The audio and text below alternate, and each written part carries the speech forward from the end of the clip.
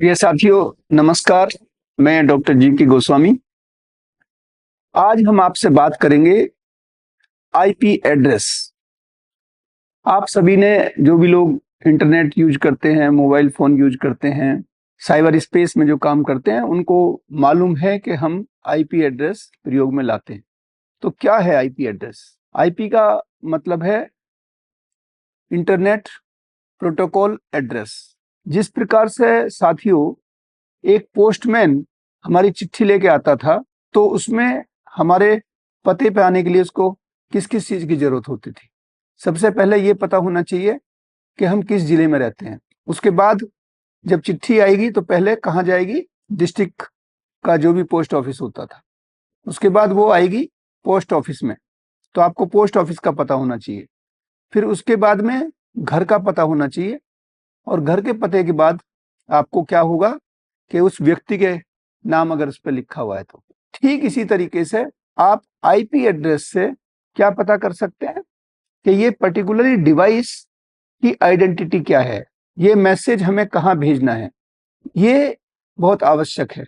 मान लिया कोई कंप्यूटर लगा हुआ है, आपने इंटरनेट से, वाईफाई से उसको कोई मैसेज भेजा, तो वो कैसे जाएगा वहां पे?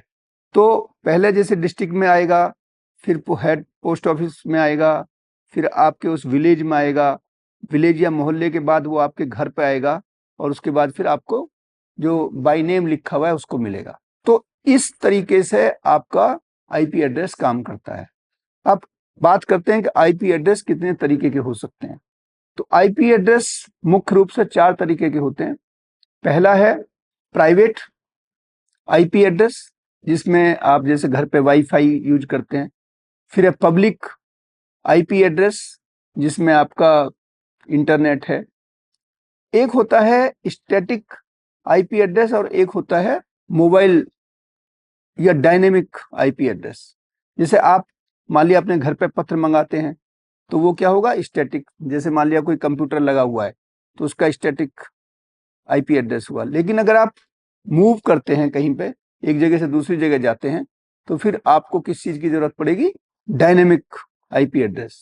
तो इस तरीके से साथियों, आईपी एड्रेस का जो प्रयोग है वो किसी भी डिवाइस की लोकेशन जानने के लिए जरूरी है। तो इसका जरूरत कहाँ पड़ेगी? जैसे मान लिया किसी ने थ्रेटनिंग मेल भेज दी, या कोई और ऐसा कोई संदेश भेजा, तो फिर आपको आईपी एड्रेस की जरूरत पड़ती है। बहुत बहुत धन्यवाद। नमस्कार।